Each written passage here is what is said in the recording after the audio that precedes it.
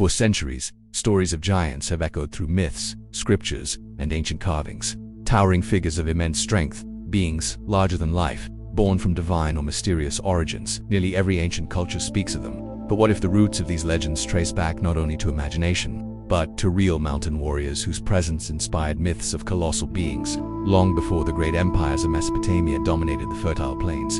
A powerful people lived in the rugged highlands to the north. They were known as the Hurrians, a Bronze Age culture whose homeland stretched across the mountains of what is today northern Mesopotamia and Anatolia, two lowland civilizations. They were outsiders from the high places, emerging from rocky strongholds and cave-lined hills. Archaeology reveals that these mountain dwellers were anything but primitive.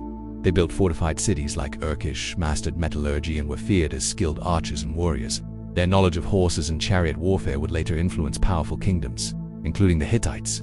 They were resilient, disciplined, and formidable in battle. But their greatest legacy may not have been military, it may have been mythological. The Hurrians preserved epic tales filled with cosmic struggles, supernatural births, and towering beings of immense power. In their mythology, gods clashed violently, monstrous figures rose from the earth, and stone giants were born in acts of divine conflict. One of the most striking legends tells of Ullikummi, a colossal being made of diorite, born in secret and grown to challenge the storm god himself. Ullikummi rises from the sea, growing taller and stronger, nearly reaching the heavens. When Hurrian culture blended with neighboring civilizations, their stories traveled. The Hittites adopted and preserved many Hurrian myths in their own archives. Elements of these legends filtered westward over centuries, influencing Mediterranean storytelling traditions. Echoes can be heard in Greek accounts of the Gigantes born from the earth to wage war against the gods. Similar themes appear in the biblical narrative of the Nephilim, mysterious beings described as mighty and ancient. Across cultures, the pattern repeats. Beings tied to mountains, to the earth, to divine rebellion, and overwhelming strength.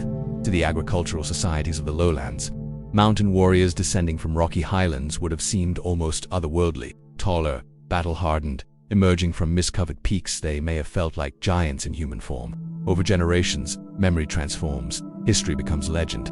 Warriors become titans, mountains themselves inspire myth. They loom over the landscape like petrified giants. They tremble in earthquakes, roar with storms, and hide secrets within caves. It is no coincidence that so many ancient giant myths are rooted in mountainous regions.